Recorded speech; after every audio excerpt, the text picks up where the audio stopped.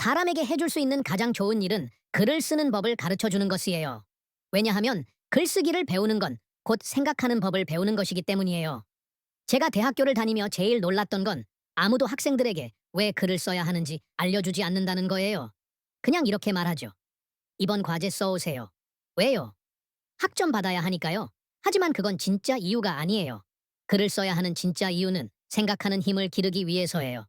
생각할 줄 아는 사람만이 세상 속에서 제대로 살아갈 수 있고 자신이 벌이는 싸움에서 이길 수 있거든요.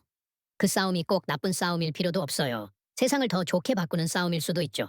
그래서 저는 이렇게 말하고 싶어요. 생각하고 말하고 글을 쓸 수 있는 사람은 세상에서 정말 강한 사람이다. 그 누구도 그런 사람의 길을 막을 수 없어요. 이게 바로 우리가 글을 배워야 하는 이유예요. 근데 정말 이상하죠. 이렇게 중요한 걸 아무도 학생들에게 제대로 알려주지 않아요. 저는 그게 믿기지 않아요. 글쓰기란 사실 가장 강력한 무기예요. 누군가에게 줄 수 있는 최고의 힘이죠. 저는 살면서 정말 성공한 사람들을 많이 봤어요. 그들은 공통점이 있어요. 그 사람들과 논쟁을 벌이려면 정말 각오를 단단히 해야 합니다. 왜냐하면 그들은 당신의 말을 조각조각 논리로 잘라버리거든요. 그렇다고 비열하게 굴진 않아요. 그저 그들의 말이 너무 명확해서 당신이 제대로 준비하지 않았다면 그 자리에서 그냥 어리석은 사람처럼 보이게 되는 거예요. 그래서 말의 힘, 생각의 힘, 글의 힘을 가져야 해요. 예를 들어 볼게요. 당신이 연필 공장의 사장이라고 해요. 그리고 제가 그 공장의 직원이에요. 당신은 공장 기계도 사고, 건물도 임대하고, 세금도 맞추고, 회사를 등록했죠. 엄청난 돈을 썼어요. 그런데 저 같은 노동자가 없다면 어떻게 될까요? 기계도 있고, 나무도 있고, 그래파이트도 있고, 고무도 있지만 그건 그냥 부품 더미일 뿐이에요. 연필은 만들어지지 않아요. 그럼 누가 더 중요한 걸까요? 수백만 원짜리 장비를 산 사장님일까요? 아니면 손으로 그래파이트를 나무에 끼워 넣는 저일까요? 이제 본론이에요.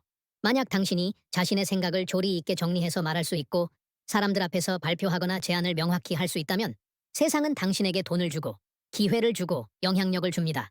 이게 바로 대학이 존재하는 이유예요. 당신이 배우는 이유는 말과 글로 생각을 표현하는 힘을 기르기 위해서예요. 그러니 언어를 배우는 사람이라면 혹은 영어, 국어, 어떤 언어든 그 목표는 하나예요. 사람을 말 잘하게 만드는 것. 이건 정말 위험할 만큼 강력한 능력이에요. 그리고 그걸 아는 순간 사람들은 비로소 동기부여를 받아요. 왜 글을 써야 하죠? 그 질문에 대한 답은 단순해요. 그게 당신의 칼이고 총이고 방탄조끼이기 때문이에요. 세상 속에서 자신을 지키고 싸우는 법을 배우는 거죠. 하지만 저는 여전히 이해가 안 돼요. 왜 이런 진리를 학교에서는 가르쳐 주지 않는 걸까요? 왜 스스로 생각하게 만들지 않는 걸까요? 어쩌면 세상이 일부러 그런 걸지도 몰라요. 교육 시스템이 사람을 약하게 만들어야 경쟁이 줄어들 테니까요. 학생들이 바보 같으면 교사들도 윗사람들도 도전받지 않으니까요.